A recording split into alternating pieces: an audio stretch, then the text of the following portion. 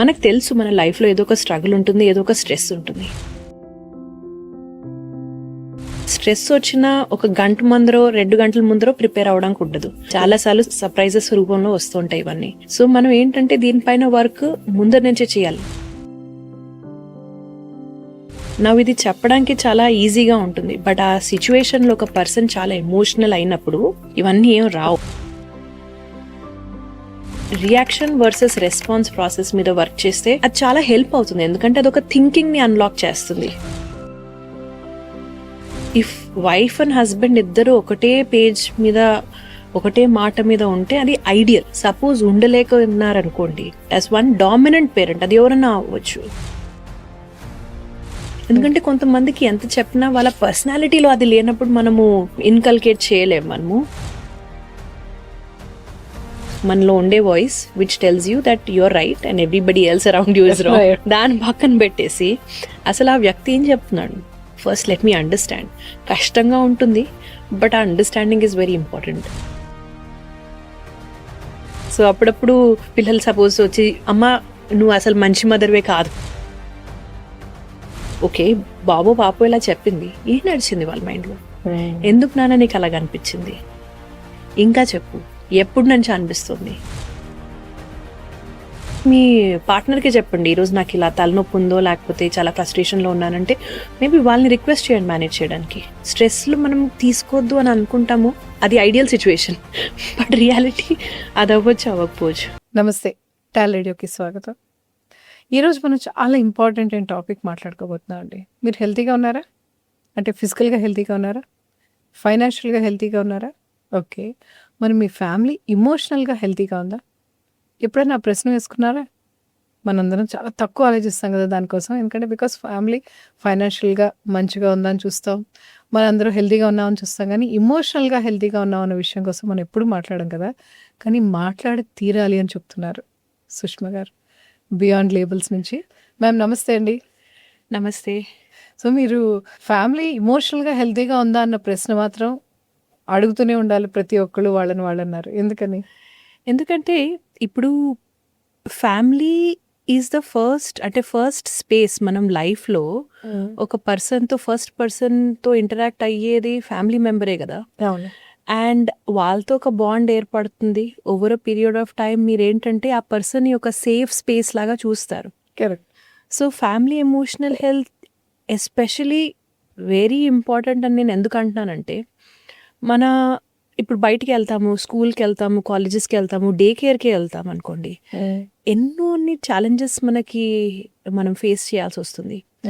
ఆ ఛాలెంజెస్ని మనము ఎదుర్కొని తర్వాత ఓవర్కమ్ అయ్యే స్ట్రెంగ్త్ వచ్చేసి మనకి ఫ్యామిలీ నుంచే వస్తుంది కదా.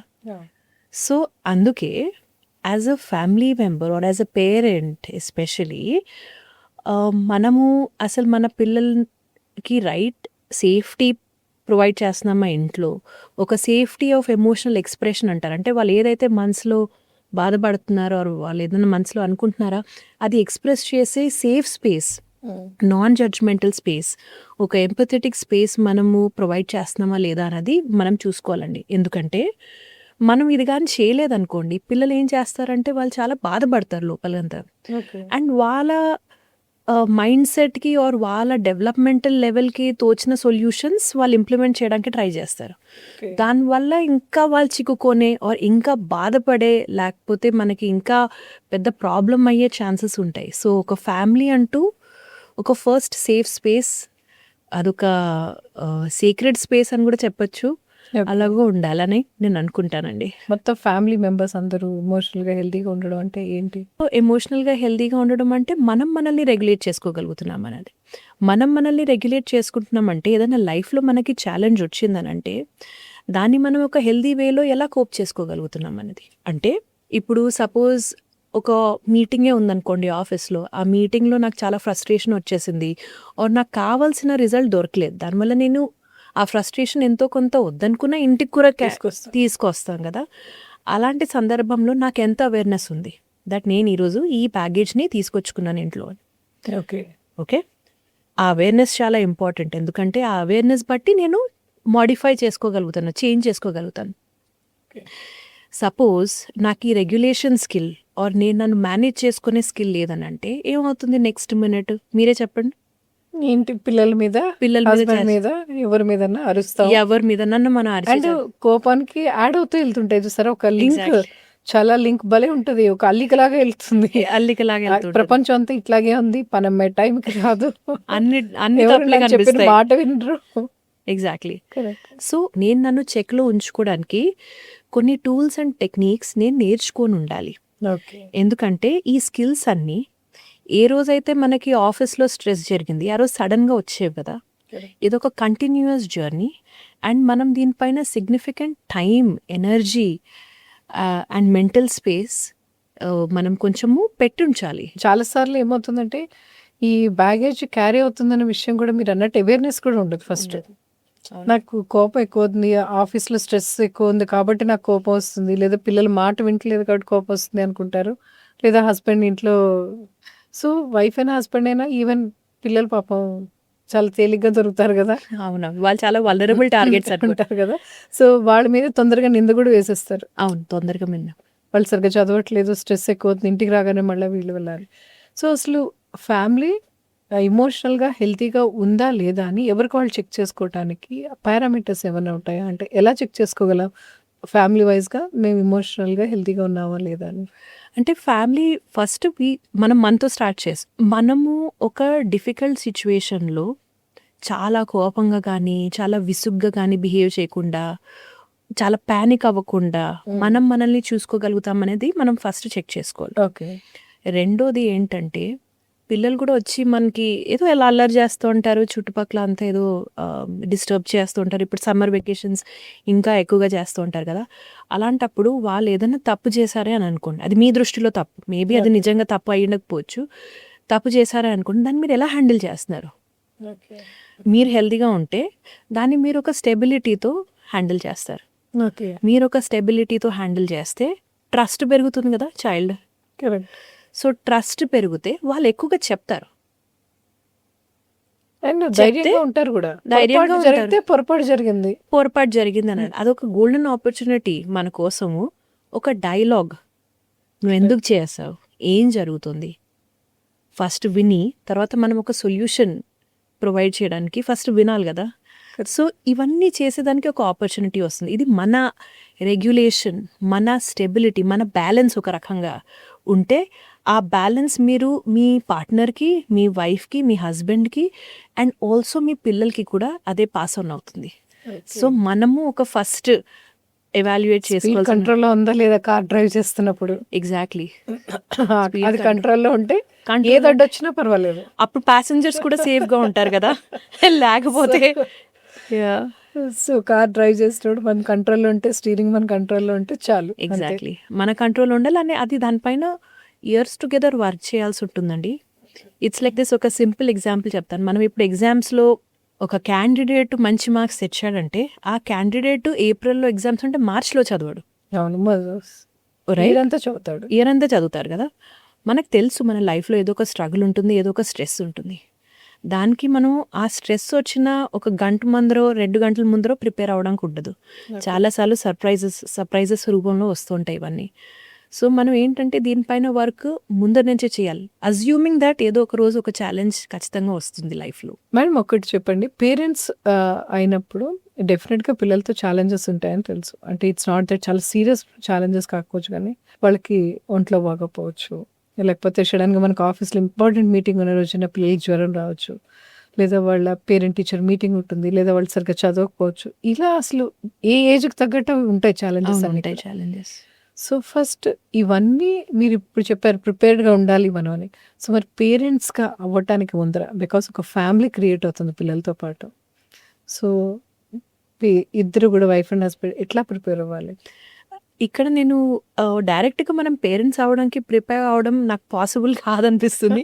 ఎందుకంటే ఇవన్నీ థియరీలో వింటూ ఉంటాం. లైక్ ఐ రిమెంబర్ మా పిల్లలు పుట్టే ముందర బుక్స్ ఏవో చదివేవా, బట్ తర్వాత పిల్లలు పుట్టిన తర్వాత ఈ నాలెడ్జ్ ఎక్కడ అప్లై చేయడానికి అవ్వట్లేదు అని అనిపిస్తుంది. Day to day role day to day role different challenges వస్తాయి, అప్పుడు మనం వెళ్ళి చూసుకోలేం కదా. సో అన్నిటికీ ఒకటే అండి, ఫస్ట్ మనం మెచ్యూరిటీ, ఓకే, మన మెచ్యూరిటీ పైన మనం వర్క్ చేయాలి. అంటే రెస్పాన్స్ అండ్ రియాక్షన్. మనం ఒక సిచ్యువేషన్కి ఎలా రెస్పాండ్ అవ్వాలి, రియాక్ట్ అవ్వకుండా రెస్పాండ్ అవ్వాలి. రియాక్షన్ అండ్ రెస్పాన్స్ మధ్యలో డిఫరెన్స్ ఏంటంటే, రియాక్షన్ అంటే గబుక్కున ఎవరన్నా ఒక మాట అనేస్తే మనం తిరిగి ఒక మాట అనేయడం, ఇన్స్టెంట్గా వచ్చేస్తుంది. ఓకే, అది. రెస్పాన్స్ వచ్చేసరికి ఒకే ఒకటి జరిగింది, మనం ఒక ఫ్యూ సెకండ్స్ అయినా ఆర్ ఫ్యూ మైక్రో సెకండ్స్ అయినా దాని గురించి ఆలోచించి మనం ఒక ప్రొడక్టివ్ వేలో రెస్పాండ్ అవ్వడాన్ని, ఒక థాట్, ఒక మైండ్, ఒక థింకింగ్ మైండ్లో జరిగి ఒక వచ్చే అవుట్కమ్ని మనం ఏదైతే ఇంప్లిమెంట్ చేస్తామో దాన్ని రెస్పాన్స్ అంటారు. ఇది చెప్పడానికి చాలా ఈజీగా ఉంటుంది, బట్ ఆ సిచ్యువేషన్లో ఒక పర్సన్ చాలా ఎమోషనల్ అయినప్పుడు ఇవన్నీ ఏం రావు. కరెక్ట్. సో ఈ సింపుల్గా ఈ ప్రాసెస్ మీద, రియాక్షన్ వర్సెస్ రెస్పాన్స్ ప్రాసెస్ మీద వర్క్ చేస్తే అది చాలా హెల్ప్ అవుతుంది, ఎందుకంటే అదొక థింకింగ్ని అన్లాక్ చేస్తుంది. సో ఇప్పుడు పిల్లలు ఏమైనా అల్లరి చేసినా కూడా ఇన్స్టెంట్గా ఇమీడియట్గా రెస్పాండ్ అయ్యి వాళ్ళని ఇబ్బంది పెట్టేది కూడా ఉండకపోవచ్చు. మేబీ ఇది వైఫ్ అండ్ హస్బెండ్ మధ్య స్టార్ట్ చేసి వాళ్ళిద్దరూ వాళ్ళ రిలేషన్షిప్స్లో కొంచెం వాళ్ళు దీన్ని అప్లై చేసుకుంటూ నెక్స్ట్ పిల్లలకి కూడా అది డెఫినెట్గా అప్లై అవుతుంది. అది ఐడియల్ సిచ్యువేషన్. అప్పుడు ఏమవుతుందంటే చాలాసార్లు హస్బెండ్ అండ్ వైఫ్ ఒక మ్యారేజ్లో ఎంటర్ అయినప్పుడు వాళ్ళ డిఫరెంట్ పర్సనాలిటీస్, అంటే వాళ్ళు ఎంటైర్లీ ఒక డిఫరెంట్ పర్సనాలిటీలో. నేను చాలాసార్లు ఏమని అనుకుంటానంటే, ఇఫ్ వైఫ్ అండ్ హస్బెండ్ ఇద్దరు ఒకటే పేజ్ మీద ఒకటే మాట మీద ఉంటే అది ఐడియల్. సపోజ్ ఉండలేక ఉన్నారనుకోండి, as one parent, as one dominant parent, అది ఎవరన్నా అవ్వచ్చు. డామినెంట్ పేరెంట్ అంటే నేను డామినేటింగ్ అనట్లేదు, ఒక మోర్ ప్రభావం చూపించేవాళ్ళు. ఆ ప్రభావం చూపించే పేరెంట్ ఏంటంటే కొంచెం ఏం జరుగుతుంది అంతా పైనుంచి చూసి జూమ్ అవుట్ చేసి ఎవరితో ఎలాగా మనం ప్రవర్తిస్తే బాగుంటుంది, ఎవరితో ఎలాగుంటే మన ఫ్యామిలీ స్టెబిలిటీ బాగా నిలబడుతుంది అన్నది ఆలోచిస్తే కూడా చాలా డిఫరెన్స్ వస్తుందండి. ఎందుకంటే కొంతమందికి ఎంత చెప్పినా వాళ్ళ పర్సనాలిటీలో అది లేనప్పుడు మనము అదే పట్టుకొని ఇన్కల్కేట్ చేయలేం మనము. ఇన్ఫ్యాక్ట్ అది ఇన్కల్కేట్ చేయడానికి పోతే ఇంకా ప్రాబ్లమ్స్ వస్తాయేమో హస్బెండ్ అండ్ వైఫ్ మధ్యలో. సో అదొక కాంప్లెక్స్ మ్యాటర్ అవుతుంది. కాబట్టి ఒక one person also, one adult in the family also చాలా ఇన్ఫ్లుయెన్స్ చేయగలుగుతారండి ఆ ఫ్యామిలీ ఎన్వైరన్మెంట్ పైన. అది మదర్ అవ్వచ్చు, ఫాదర్ అవ్వచ్చు. సో ఇది పిల్లలు ఇప్పుడు చూస్తూ పెరిగినప్పుడు డెఫినెట్గా వాళ్ళ మానసిక ఆరోగ్యం మీద కూడా ప్రభావం చూపిస్తుంది కదా. లైక్ అంటే బికాజ్ వాళ్ళు ఇదే రెస్పాన్స్ నేర్చుకుంటారు కదా, అమ్మ నాతో నేను చేసినప్పుడు నాతో ఎలా మాట్లాడింది, లేదా ఒక నిమిషం అమ్మ కోపాన్ని ఎలా కంట్రోల్ చేసుకుంది, నాన్న కొంచెం ఆగి ఎట్లా మాట్లాడాడు, నేను నా మీద నాన్న కోపం వచ్చినా ఒకరోజు ఆగి రేపు నన్ను కొంచెం బయటికి తీసుకెళ్ళి ఎట్లా చెప్పాడు అనేది పిల్లల మీద ప్రభావం చూపిస్తుందండి చాలా ఎక్కువగా. ఇన్ఫ్యాక్ట్ రీసెర్చ్ కూడా ఉంది, దాన్ని సోషల్ లెర్నింగ్ అని అంటారు. ఐ థింక్ ఒక రీసెర్చర్ సోషల్ లెర్నింగ్ థియరీ అని పెట్టారండి. వాళ్ళు ఏం చెప్పారంటే మన వర్డ్స్ కన్నా మనం చేసే బిహేవియర్ ద్వారా పిల్లలు ఎక్కువగా నేర్చుకుంటారు అనే ఎక్స్పెరిమెంట్స్ కూడా జరిగాయి. సో ఇప్పుడు beyond doubt kids will always learn from watching, చూసే నేర్చుకుంటారు వాళ్ళు. ఓకే. సో అదైతే ఖచ్చితంగా అది మనము దానికి ఎలాంటి డౌట్ లేదండి. సో ఇప్పుడు పిల్లలు చాలా మటుకు మనం చూస్తున్నాం చిన్న ఏజ్ నుంచి కూడా స్ట్రెస్ అని, యాంగ్జైటీ అని ఇవన్నీ వ్యక్తం చేయడం చూస్తున్నారు. మీరు కూడా చూస్తుంటారు మీ దగ్గరకు వచ్చేవాళ్ళు. సో దీనికి కారణం ఏమై ఉంటుంది ఫ్యామిలీలో? అంటే ఏంటి లోపించడం వల్ల ఇలాంటి ఇబ్బందులు వస్తున్నాయి, లేకపోతే ఇలాంటి ఛాలెంజెస్ వస్తున్నాయి? సో కామన్గా చూసే ఛాలెంజెస్ ఏంటంటే ఇంటర్నల్ అండ్ ఎక్స్టర్నల్. మనం 2 భాగాల్లో చూద్దాం. ఇంటర్నల్ వచ్చేసరికి వాళ్ళ ఓన్ పర్సనాలిటీ. కొంతమంది ఏంటంటే పుట్టుకతోనే జెనెటికలీ, సపోజ్ ఫ్యామిలీ మెంబర్స్కి ఎవరికైనా history of anxiety are depression are ఇలాంటిది ఏమైనా ఉంటే వాళ్ళకి టెంపరమెంట్లీ వాళ్ళ ముందర నుంచి వాళ్ళ personality it starts to surface like that. Lot of times ఏమవుతుందంటే ఎక్స్టర్నల్ ఫ్యాక్టర్స్ కూడా ఉంటాయి. కామన్గా మనం చూసే ఎక్స్టర్నల్ ఫ్యాక్టర్స్ ఏంటి, రిలేషన్షిప్స్, వాళ్ళ ఇంట్లో ఉండే ఫ్యామిలీ రిలేషన్షిప్స్ కానీ, స్కూల్ ఎన్వైరన్మెంట్ కానీ, టీచర్ బిహేవియర్ కానీ, ఆర్ ఇంట్లో మదర్ ఫాదర్ మధ్యలో ఉండే రిలేషన్షిప్ వల్ల అది ఎంతవరకు స్పిల్ ఓవర్ అవుతుంది, ఎంతవరకు వాళ్ళపైన పడుతుంది, ఇవన్నీ కూడా చాలా ఫ్యాక్టర్స్ ఉంటాయి. చాలాసార్లు ఏంటంటే కొంచెం పెద్దగా అవుతుంటే పిల్లలు వీళ్ళ దగ్గర ఇది ఉంది, మా దగ్గర ఇది లేదు, బుల్లీయింగ్, అంటే కారణాలు చాలా ఉన్నాయండి. అది అన్ని జనరేషన్స్కి డిఫరెంట్ ఛాలెంజెస్ ఉండేవి. ఈ జనరేషన్‌కి ఈ ఛాలెంజెస్ అయితే కంపారిజన్ ఉన్నాయి. అనేది ఒక పెద్ద కంపారిజన్, గ్రూప్‌లో ఇంక్లూడ్ అయ్యారా లేదా? టీచర్స్ ఎంత హార్ష్‌గా మాట్లాడారు? పేరెంట్స్ ఎట్లాగా ఇంట్లో ఎన్వైర్న్‌మెంట్‌ని క్రియేట్ చేస్తున్నారు మీరు చెప్పినట్లు. సో, ఇవన్నీ చాలా ఇంపార్టెంట్ ఫ్యాక్టర్స్ అవుతాయండి. సో ఈ ఫ్యాక్టర్స్ అన్ని మన చేతిలో ఉండవు. బయట ఫ్యాక్టర్స్ ఏవి మన చేతిలో ఉండవు. కానీ మన చేతిలో పేరెంట్స్‌గా మన చేతిలో ఉండేది మాత్రం ఈ ఫ్యామిలీ ఎన్విరాన్మెంట్‌ని వాళ్ళకి సేఫ్‌గా ఉండేలాగా అవును. మనం ఆ ఎమోషనల్ ఇందాక నుంచి మనం మాట్లాడుకుంటున్నట్టు ఆ ఎమోషనల్‌గా హెల్తీగా ఉండేలాగా మనం ఉంచుతున్నామా లేదా అనేది మాత్రం మన చెక్ చేతిలోనే ఉంది చేసుకోవాలి. డెఫినెట్‌గా. మనం చెక్ చేసుకోవాలి. అండ్ ఈ మధ్య చాలామంది ఏంటంటే పర్సనల్ డెవలప్‌మెంట్ పైన చాలా ఎనర్జీ కూడా ఇన్వెస్ట్ చేస్తున్నారు. అది చూసి నేను చాలా హ్యాపీగా ఫీల్ అవుతున్నాను. జర్నల్స్ రాసుకుంటారు. జ ఈ థాట్స్‌ని ఎలా మోడిఫై చేయాలి? యాటిట్యూడ్స్‌ని ఎలా మోడిఫై అదే చేయాలి? దీనికి మేమందరం ఫ్యామిలీగా ఏమన్నా ఇట్లాంటి అంటే పాటించాల్సినవి కొన్ని టిప్స్ కానీ లేకపోతే అలవాటు చేసుకోవాల్సిన కొన్ని ఏమన్నా ఉంటాయా? అంటే ఎలా మేము ఆ ఎన్విరాన్మెంట్‌ని క్రియేట్ చేయొచ్చు? సో, వెరీ గుడ్ పాయింట్ అండి. ఇది మనం అందరం మాట్లాడుకోవాల్సింది. దీని గురించి చాలా ఆలోచించాను కూడా నేను. ఫస్ట్ అండ్ ఫార్‌మోస్ట్ నేను ఇందాకే చెప్పాను కదా! ఒక హ్యాబిట్ క్రియేట్ చేసుకోవాలి to respond and not react. Okay. So, ఒక ఆలోచన అంటే క్విక్‌గా మనం అదే ట్రైన్ చేసుకుంటే over a period of time ఆ రెస్పాన్స్ టైమ్ అంటూ మనకు తగ్గుతూ వస్తుంది. So, respond and not react. Okay. Second వచ్చేసరికి ఇప్పుడు ఎవరన్నా ఒక మాట చెప్తున్నారంటే టక్కున రియాక్షన్ కౌంటర్ అటాక్ లాగా మనకి వెళ్ళిపోతాం. నువ్వు ఇది చేసావంటే నువ్వు కూడా ఇది చేసావు తెలుసా నిన్న అని అలా కౌంటర్ అటాక్ ఆర్గ్యుమెంట్లోకి వెళ్ళిపోతుంది. దానివల్ల క్విక్గా ఎస్కలేట్ అయిపోతుంది. సో ఒక ఓపెన్నెస్ ఆఫ్ మైండ్ మన ఈగోని పక్కన పెట్టేసి ఈగో ఈజ్ ద వాయిస్ మనలో ఉండే voice which tells you that your right and everybody else around you is wrong. దాన్ని పక్కన పెట్టేసి అసలు ఆ వ్యక్తి ఏం చెప్తున్నాడు, really first let me understand. కష్టంగా ఉంటుంది బట్ ఆ అండర్స్టాండింగ్ ఈజ్ వెరీ ఇంపార్టెంట్. అసలు అండర్స్టాండింగ్ అంటే కూడా మొదటి ఫస్ట్ వినటం ఇంపార్టెంట్ ఏమో కదా. అదే ఓపెన్నెస్ అండ్ లిసనింగ్. దెన్ అసలు వాళ్ళు ఏం చెప్తున్నారో ఒకసారి రిపీట్ చేసుకోండి, కావాలంటే గట్టిగా రిపీట్ చేసుకోండి. గట్టిగా రిపీట్ చేసి క్యూరియాసిటీ చూపించండి. క్యూరియాసిటీ చూపించండి. నీకు అలా అనిపించిందా? నీకు అలాగా అనిపించింది, నేను చూడలేదు, ఎందుకు, ఏం నడుస్తుంది మనసులో, ఇంకా ఎక్స్ప్లోర్ చేయండి ఏం వస్తుంది. కొంచెం అన్కంఫర్టబుల్గా ఉండొచ్చు కానీ కొన్నిసార్లు చేస్తే అది మీకే చాలా మంచి ఫీలింగ్ని క్రియేట్ చేస్తుంది. దట్ మీరు మీ ఫ్యామిలీకి ఇంత పాజిటివ్గా కాంట్రిబ్యూట్ చేసుకోగలుగుతున్నారు అన్నది చాలా ఇంపార్టెంట్ ఇది.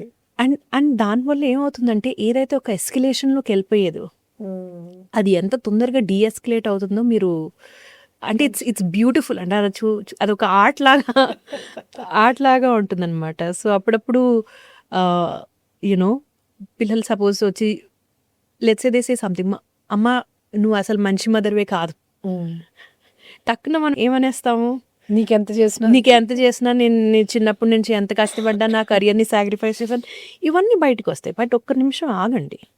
ఓకే పాపో ఇలా చెప్పింది, ఏం నడిచింది వాళ్ళ మైండ్లో, ఎందుకు నాన్న నీకు అలాగ అనిపించింది, ఇంకా చెప్పు, ఎప్పుడు నుంచి అనిపిస్తుంది, ఇంకేమన్నా ఉందా, మీ బ్యాడ్ అని అంటున్నావా, సరే నీ డెఫినేషన్ ఆఫ్ బ్యాడ్ ఏంటో చెప్పు. ఈ క్యూరియాసిటీ చూపించుకుంటూ తర్వాత దాని గురించి కొన్నిసార్లు ఏంటంటే ప్రతిదీ పిల్లలు చెప్పింది మనం ఒప్పుకోలేకపోవచ్చు. ఇదంతా విని కూడా ఇఫ్ ఈ ఫైనలీ సే లేదు నాన్న నేనైతే నా స్టాండ్లోనే ఇంకా ఉంటాను అని మెల్లిగా మంచిగా చెప్పండి. సో అప్పుడు మనము ఫ్యామిలీ ఛాలెంజెస్ని తగ్గిస్తాం. వాళ్ళకి బయట ఉండే ఛాలెంజెస్ ఎలాగూ ఉంటాయి, ఫ్యామిలీలో ఒక సేఫ్టీ క్రియేట్ అవుతుంది which is so important for mental development and also physical development, right? Okay. మీరు చెప్తుంటే వినటానికి ఈజీగా అనిపిస్తుంది కానీ ఇంప్లిమెంట్ చేయడానికి అంత ఈజీ కాదు ఇది. ఎందుకు చెప్పినా ఇంప్లిమెంట్ చేయడానికి ఎందుకు కష్టం అంటే ప్రతి మనిషిలో ఈగో ఉంటుంది. కరెక్ట్. ఈగో ఫస్ట్ మాట్లాడుతుంది. ఈగో అలౌ చేయదు. ఈగో అనొచ్చు, అరగెన్స్ అనొచ్చు, ఆ రియాక్టివ్ టెండెన్సీ అనొచ్చు, ఏదైనా అవ్వచ్చు. ఫస్ట్ అదే మాట్లాడుతుంది. సో దాన్ని పక్కన పెట్టడానికి మనం ప్రయత్నించాలి, మనం కష్టపడాలి. సో దీనికి ఎలా ప్రాక్టీస్ చేయొచ్చు? నేను ప్రాక్టీస్ చేసిందైతే బికాజ్ నేను ఒక థెరపిస్ట్ని కాబట్టి నాకు ఈగో అసలు లేదని అయితే నేను చెప్పట్లేదు, వస్తుంది. అది ఒక ప్రొటెక్టివ్ మెకానిజం అని అనుకోవచ్చు. కానీ ఒక రిఫ్లెక్షన్ అంటే డైలీ రిఫ్లెక్షన్. నేను ఇలాగే చేశాను. ఇప్పుడు మీతో మాట్లాడుతుంటే కూడా నాకు అనిపిస్తుంది, అరే నేను నిన్న అలా చేసి ఉండకూడదు కదా ఇంట్లో. So constant reflection. అలాగని మనం ఫస్ట్ థింగ్ మీరు చెప్తుంటే ఒకటే అనిపిస్తుందండి, గిల్ట్ కూడా ఉండకూడదు. అంటే ఇప్పుడు చాలాసార్లు గిల్ట్తో కూడా కోపం వస్తుంది కదా. అవును. ఇప్పుడు నేను అరే అలా చేశాను అన్నాక ఇట్స్ ఓకే, కొన్నిసార్లు తప్పు జరుగుతాయి మన వల్ల కూడా, పొరపాట్లు జరుగుతాయి అనుకోగలిగితే పర్వాలేదు, అరే నేను అలా చేసేసాను, ఇప్పుడు నా కొడుకు ఏమనుకున్నాడు నా గురించి, మా అమ్మాయి ఏమనుకుందాం అన్న గిల్ట్తో స్టార్ట్ అయ్యి నెక్స్ట్ టైం వాళ్ళు ఏదైనా అనగానే ఫస్ట్ ట్రిగ్గర్ అవుతుంది ఇట్లా. బికాజ్ ఆ గిల్ట్ ఏమో మన తప్పు, మనదే, కానీ కోపం ఎవరి మీద వాళ్ళ వల్ల కదా నేను గిల్ట్ ఫీల్ అవుతున్నాను అన్న దాంతో స్టార్ట్ అవుతుంది. ఫస్ట్ అండ్ ఫార్మోస్ట్ అండి గిల్ట్, యాక్చువల్లీ నేను గిల్ట్ గురించి చెప్తాను. Guilt in the right quantity అంటే అదొక రైట్ క్వాంటిటీలో ఉంటే it can be a very productive emotion. Okay. అంటే మనం కూర చేస్తున్నప్పుడు ఏంటంటే ఉప్పు అస్సలు ఉండకూడదు అని అనుకోం కదా, ఉప్పు బాగా ఎక్కువగా ఉంటే కూడా తెలియదు కదా. గిల్ట్ అని ఒక ఎమోషన్ వెనకాల ఉన్న వాల్యూ ఏంటంటే it shows that your somebody who's accountable. అంటే మనకు ఒక కాన్షియన్స్ ఉందనేది ఆ ఎమోషన్ మనం ఫీల్ అవుతున్నాం అంటే ఎక్కడో చోట మనం ఒక రెస్పాన్సిబిలిటీ తీసుకునే పర్సన్ అండ్ మనలో ఒక కాన్షియన్స్ ఉంది అన్న ఆ ఎమోషన్ మీనింగ్ వస్తుంది దాని వెనకాల. అది రైట్ క్వాంటిటీలో ఉంటే దీని బెనిఫిట్ ఇది. కానీ అది చాలా ఎక్కువగా ఉంది అని అంటే మీరు చెప్పినట్లు కోపం అవన్నీ స్టార్ట్ అవుతాయి. దానివల్ల ఏంటంటే మన ఫ్యామిలీ పైన మనం చూపించడం అది కరెక్ట్. ఇంకొక చాలా ఇంట్రెస్టింగ్ పాయింట్ మీరు ఏం చెప్పారంటే గిల్ట్ వాళ్ళ వల్లనే వచ్చింది కదా. ఎవరి వల్ల రాలేదండి, వాళ్ళు ఉన్నారు ఓకే, కానీ ఒక మెసేజ్ నా బ్రెయిన్లో క్రియేట్ అయింది, ఆ మెసేజ్ని నేను క్రియేట్ చేసుకున్నాను. కరెక్ట్. సో ఆ మెసేజ్ వల్ల నాకు గిల్ట్ వచ్చింది.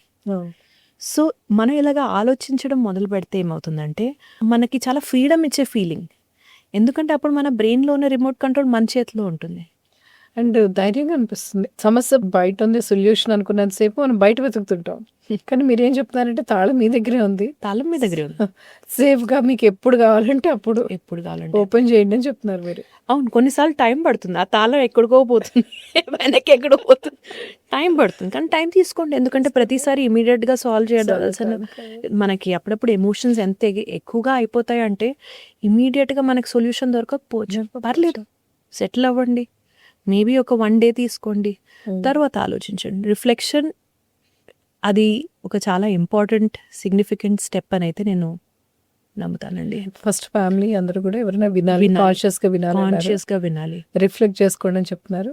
రియాక్ట్ అవ్వకుండా కొంచెం రెస్పాండ్ అవ్వండి. సో ఇంకా ఏం చేయొచ్చు ఈ healthy family?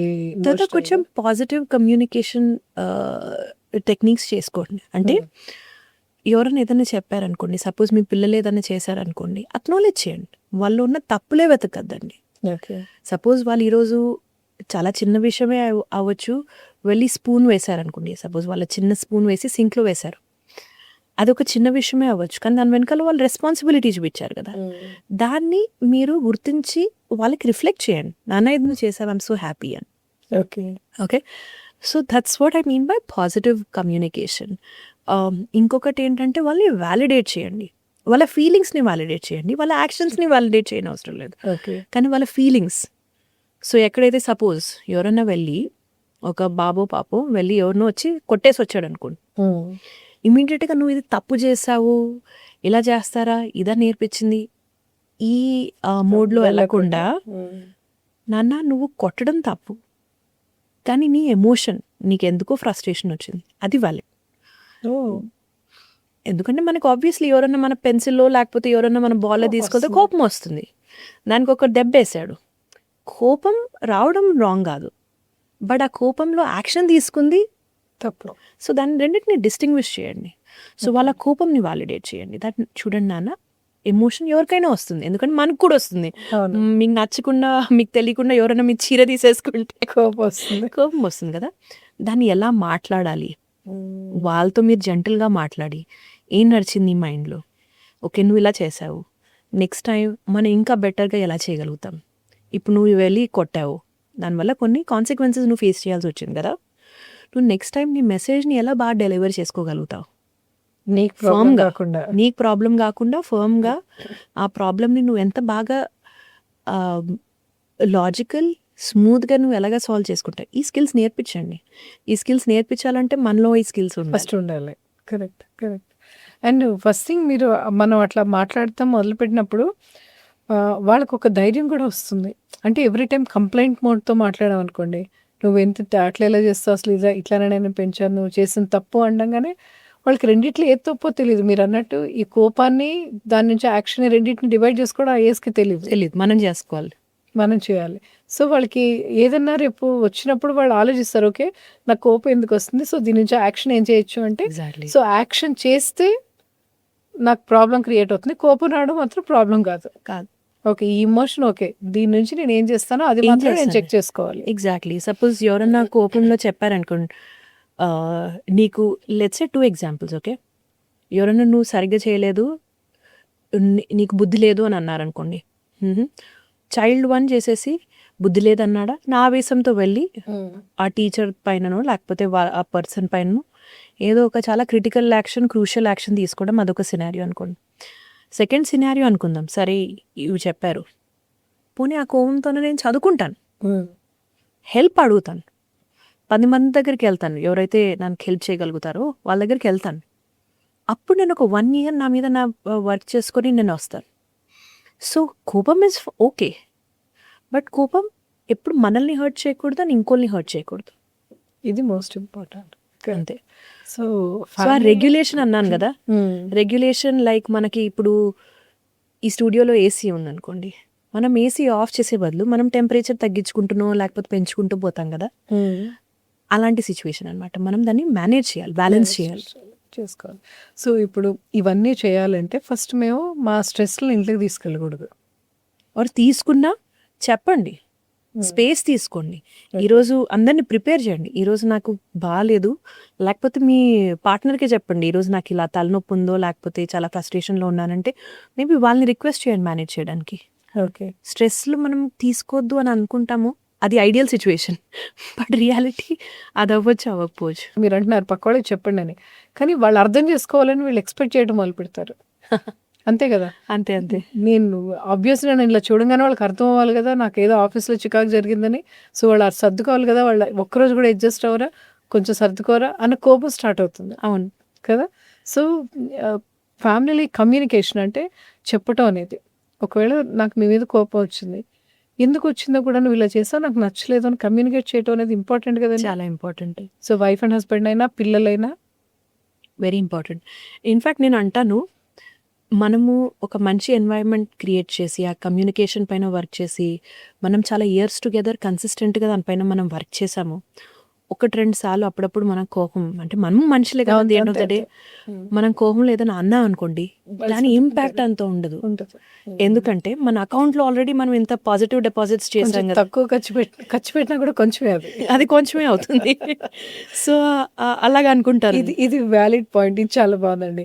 So first deposit బాగా చేయాలి. సో బాగా డిపాజిట్ చేయాలి, ఇమోషనల్ డిపాజిట్ ఎలా ఉంది అనేది ఫ్యామిలీలో చెక్ చేసుకోవాలి. చెక్ చేసుకోవాలి. మనకు తెలిసిపోతుంది మన Family పిల్లలు budget మనతో అది. ఎలాగా కమ్యూనికేట్ చేస్తున్నారు, మీ పార్ట్నర్ మీతో ఎలాగ ఉంటున్నారు, ఎంత ఫ్రీగా ఉంటున్నారు, ఎంత హ్యాపీగా మనకు తెలిసిపోతుంది. కొంచెం మనం ట్యూనింగ్ చేస్తే మనకి అర్థమైపోతుంది. దాంట్లో పెద్ద రాకెట్ సైన్స్ ఏం లేదు. ఎమోషనల్ బడ్జెట్ చెక్ చేసుకుంటే సరిపోతుంది ఎట్లా ఉంది అని. Yes yes. సో ఇప్పుడున్న ఈ కాంప్లెక్స్ దాంట్లో దూరంగా ఉంటున్నారు, రిలేషన్స్ దూరంగా, పిల్లలు దూరంగా చదువుకోవటం అవ్వచ్చు, లేదా వైఫ్ అండ్ హస్బెండ్ కొన్నిసార్లు ట్రావెల్ చేయడం దూరంగా. సో ఇవన్నీ చాలా డిఫరెంట్గా ఉన్నాయి ఛాలెంజెస్ అందరికీ కూడా. ఛాలెంజెస్. సో వీటన్నిటి మధ్య ఈ ఒక ఫ్యామిలీకి ఒక యూనిట్గా, బికాజ్ ఇందాక మీరు అన్నట్టు ఫస్ట్ ఫ్యామిలీ ఒక సేఫెస్ట్ ప్లేస్ ఎవరికైనా కూడా, ఈవెన్ హస్బెండ్ కైనా వైఫ్ కైనా కూడా. అంత చికాగా ఉన్నప్పుడు ఇంటికి వచ్చేస్తే నా కోసం ఒకళ్ళు ఉన్నారు, సో నేను వెళ్తే ఇక్కడ నా కోపాన్ని వ్యక్తం చేసినా కూడా అర్థం చేసుకునే వాళ్ళు ఉన్నారు. నువ్వు ఎందుకు కోపం వచ్చిందని అడగరు, నన్ను ఏమనరు, వాళ్ళు అర్థం చేసుకుంటారన్న కాన్ఫిడెన్స్ వేరే ఉంటుందండి. ఎక్కడైనా చాలా కాన్షియస్గా ఉండాలి మనం. ప్రపంచం అంతా తిరిగినా చాలా కాన్షియస్గా బిహేవ్ చేయాలి, బికాస్ మాట జారకూడదు. కానీ ఇంటికి వెళ్తే మనకు ఆ సేఫెస్ట్ ప్లేస్. అందుకనే కదా అక్కడ మన ఇమోషన్స్ని చాలా బాగా వ్యక్తం చేస్తాం ఇమీడియట్గా. ఎక్స్ప్రెషన్ ఆల్వేస్ గుడ్ అండి, కానీ తప్పు పట్టకూడదు. మన ఫ్యామిలీలో ఎవరైనా కూడా ఇమోషన్స్ వ్యక్తం చేస్తున్నాడు, మనం తప్పు పట్టకూడదు. సేఫ్ ప్లేసే కాబట్టి వాళ్ళు వ్యక్తం చేస్తున్నారని మనం హ్యాపీ ఫీల్ అవ్వాలి. ఎగ్జాక్ట్లీ. అలాగని ఇది ఇంకొక యాంగిల్ వెళ్ళకూడదు. ఇంకొక యాంగిల్ వెళ్ళకూడదు. అంటే ఇక్కడ నా ఎమోషనలీ సేఫ్ స్పేస్ అని నేను అరుచుకుంటూ ఎక్స్ప్రెస్ చేసుకుంటాను, ఎదుటి వాళ్ళ ఇమోషన్స్ హర్ట్ చేయకూడదు. అలాగా టూ మచ్గా మనం అంటే expression is good, responsible expression అనుకోండి ఒక రకంగా. అంతే రెస్పెక్ట్ఫుల్ అండ్ రెస్పాన్సిబుల్ ఎక్స్ప్రెషన్. చెప్పినట్టు ఎవ్రీ టైం అట్లా ఉండదు, ఎప్పుడో ఒకసారి ఆన్ అండ్ ఆఫ్ అవుతుంది అన్నప్పుడు ఇట్స్ ఓకే. It's okay. అప్పుడప్పుడు. ఎందుకంటే అందరికీ ఫీవర్ వస్తుంది, జలుబు వస్తుంది, దగ్గు వస్తుంది. అలాగా రాకుండా అయితే ఉండదు కదా! సో ఈ ఎమోషన్స్ ఎమోషన్స్ కూడా కూడా అప్పుడు ఒకసారి వస్తుంది వస్తుంది, సో వస్తుంది. తీసుకోవాలి. అది కొంచెం మనం ప్రిపేర్ చేసుకోవాలి. అండ్ మీ పార్ట్నర్‌తో కమ్యూనికేషన్ చాలా ఇంపార్టెంట్ అవుతుంది. నేను ఒక చాలా టిపికల్ ఫ్యామిలీ గురించి మాట్లాడుతున్నాను. నేను డిఫరెంట్ కైండ్స్ ఆఫ్ ఫ్యామిలీస్ కూడా ఉంటున్నాయి ఈ మధ్య. I'm not talking about that. Okay. So ఈ దూరంగా ఉండేటప్పుడు, పిల్లలు దూరంగా ఉండేటప్పుడు, లేదా హస్బెండ్ దూరంగా ఉండేటప్పుడు, లేదా ఈ పేరెంట్స్ మధ్య అవ్వచ్చు, పిల్లల మధ్య అవ్వచ్చు, అండ్ ఎల్డర్లీ పీపుల్ కూడా ఉంటారు. మన అమ్మ నాన్నలతో కూడా మన రిలేషన్. సో అన్నీ కలిపి మన ఎమోషన్స్ మీద ఇంపాక్ట్ చూపిస్తాయి. సో ఇప్పుడు మనం యూజువల్గా ఏం చూస్తున్నామంటే పిల్లల మానసిక ఆరోగ్యం, పెద్దవాళ్ళ మానసిక ఆరోగ్యం, లేదా మెనోపాజ్ టైంలో మిడిల్ ఏజ్డ్ ఉమెన్ ఆరోగ్యం, ఇట్లా మెంటల్ హెల్త్ గురించి డిఫరెంట్గా మాట్లాడతాం. సో టోటల్గా ఒక ఫ్యామిలీ ఎమోషనల్గా స్ట్రాంగ్గా ఉంటే అండ్ వాళ్ళ మధ్య బాండింగ్ చాలా బాగుంటే, అందరి emotional health and mental health గురించి కాన్షియస్గా ఉంటే డెఫినెట్గా ఈ ప్రాబ్లమ్స్ అన్నీ తగ్గుతాయి కదా. తగ్గుతాయండి. చాలా తగ్గుతాయండి. ఎందుకంటే మనం రెగ్యులేటెడ్‌గా ఉంటే మనం పిల్లలకి అది నేర్పిస్తున్నాను. మన పిల్లలకి అది నేర్పిస్తున్నానంటే వాళ్ళు బయట ఉన్న ఛాలెంజెస్‌ని ఎదుర్కోగలుగుతారు. ఆర్ మీ దగ్గరకు వస్తారు హెల్ప్ కోసం. ఫస్ట్ మీరు అన్నట్టు ఇంట్లో ఛాలెంజెస్ తక్కువ ఉంటే బయట వచ్చే వాటికి డెఫినెట్లీ. చాలా స్ట్రాంగ్గా ఉంటారు.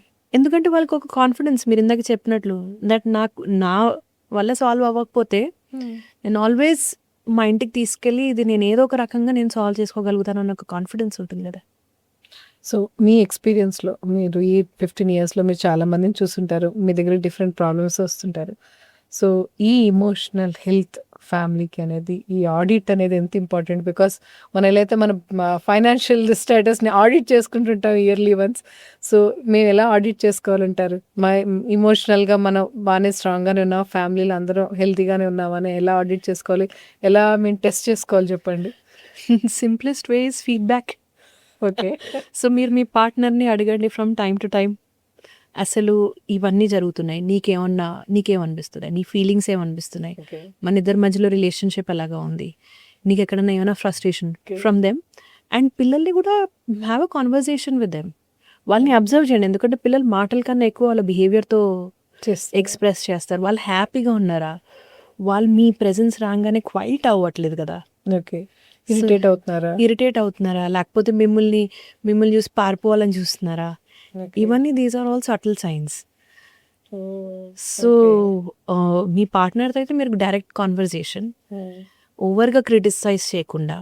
సపోజ్ ఏమైనా వచ్చింది అనుకోండి బయట, దట్ యు బీన్ చాలా బిజీగా ఉంటున్నారు అండ్ దానివల్ల టైం ఇద్దరు స్పెండ్ చేయలేకపోతున్నారు, ఆర్ వైఫ్కి హస్బెండ్ చెప్పడము, నువ్వు చాలా మీటింగ్స్లో ఉంటున్నావు 9 o'clock 10 o'clock వరకు, నాకు కొంచెం ఫ్రస్ట్రేటింగ్గా ఉంటుంది, పిల్లలతో నాకు ఎనర్జీ సరిపోతుంది, వాట్ ఎవర్ అది చెప్పినా, అది ఓపెన్నెస్తో మాట్లాడి వాళ్ళిద్దరూ విని ఒక సొల్యూషన్కి రావడం, అంటే డిఫెన్సివ్గా అవ్వకుండా వ్యాలిడేటింగ్ దాట్ ఏదైతే వాళ్ళ పార్ట్నర్ ఫ్లాగ్ చేశారో అది మీకు రైట్ అండ్ రాంగ్ మీకు అది టోటలీ ఇన్వాలిడ్ అవ్వచ్చు.